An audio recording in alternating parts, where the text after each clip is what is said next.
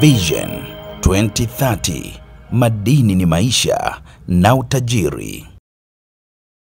Naibu Waziri Mkuu na Waziri wa Nishati Mheshimiwa Doto Biteko amesema kuwa pamoja na Dunia sasa kuweka mkazo ikiwemo ya kifedha kwenye uzalishaji umeme kwa kutumia nishati jadidifu kama vile jua, maji na upepo, nchi za Afrika zinapaswa kutumia vyanzo ilivyonavyo kama vile makaa ya mawe ili kuweza kuwa na umeme wa kutosha.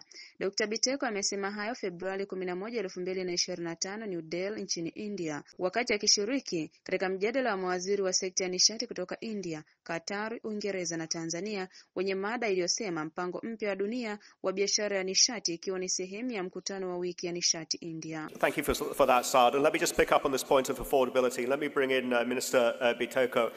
In Tanzania, your country has a lot of hydro, and that is something of a success story, and you're even exporting some of that surplus power to East Africa. So this issue of interconnectivity is a very important one, and give us a sense of how that is making energy affordable, not just for your country, but East Africa more broadly on a regional basis. Thank you so much, Moderator. But before I say what I want to say, I also want to thank the organizers of this event and the Indian government for extending invitation to us to be part of this India Energy Week, which I think is a place or a platform where we can share insights and learn from each other and see what we can do to make sure the population that we have back home are all powered by electricity or energy. Coming to your question, the world is very dynamic currently. We're facing a situation where we cannot be static. We have to face the reality. And the prescription of one size fits all cannot work in the current world, because the situation in Qatar is quite different from the situation in Tanzania, or the situation in India is different from the situation in any other country. So the bottom line is we just want to make our people have access to energy. And this is very, very important. So which way should one take? It is not one size fits all. It can be different from one country to the other. As you have said, and Minister Puri has said, close to more than 1 billion people in the world are lacking electricity, and 600 million out of that are coming from Africa. So if we take a prescription from the developed countries, then we want to fit it to the underdeveloped countries, then we miss a very big point. That's why I'm saying we have to face it with the reality at hand. The climate change, the emerging technology, the financing issues, these are the issues that one has to look at it and see which way one can have a pathway. So coming back to your question, in my country, Tanzania, the most dominant energy mix is hydro, where we are at 65%, and a few days ago we had an African head of state summit where we are discussing on how we can power the 300 million people to electricity, which they are lacking currently.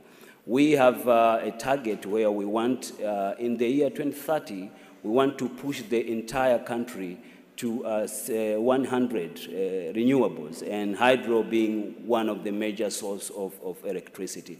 Now, currently we are relying on hydro, and we have natural gas, we have solar, and we don't use fossil fuel currently because of the price, which is very, very high. So the excess we have, what are we going to do with it? For instance, currently we have access of like 750 megawatt excess. What do we do with this excess electricity? That's why we subscribe to two pools, the Eastern African Power Pool and the SADC Power Pool, where we share whatever excess we have across our neighboring countries. Now, having excess is one issue. The second issue is how do you evacuate the electricity you have to your neighboring country? This is where the capital intensivity is coming in. You need money to put up the transmission line so that you can connect and create an interconnector between you and your neighboring country. Currently, we are putting up an infrastructure where we want to connect ourselves with Zambia, but we have already connected ourselves with our neighbor Kenya, Rwanda, and Burundi, and Uganda, which also is underway. So we are sharing electricity. When one has a problem with electricity supply, one can get from the neighboring country. Now, what do we need to do? And I want to indicate this in this panel. For instance, we have abundance of resource, especially on the coal. We have also the uranium, which also is one of the sources for electricity. But how do you get the finances? Because there is this narrative that this is a no-go zone source of energy. So no one is interested to finance this, and this has now become a problem. The issue here is how do we manage emission? Whenever we do any activity, the emission management should be a key question to every one of us. And this is what we really say, bringing electricity to 300 million people in the next 5 years in Africa, it really requires a lot of investment, which we think, for instance, in Tanzania, we need close to $12 billion within 5 years to make sure the energy access which we have currently goes to 100%.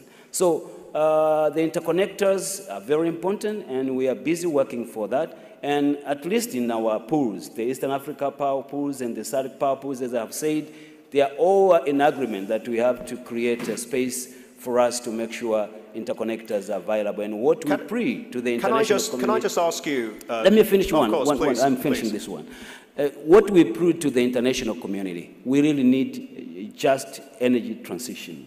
And we need carbon space, because Africa actually is, the emission volume that is coming from Africa is very small. But the way it is treated is like we are pro rata, we are equal, then we have to be treated equally, which I think it can't be fair, and the just energy transition cannot appear. Thank you so much. Getting back to the point of all options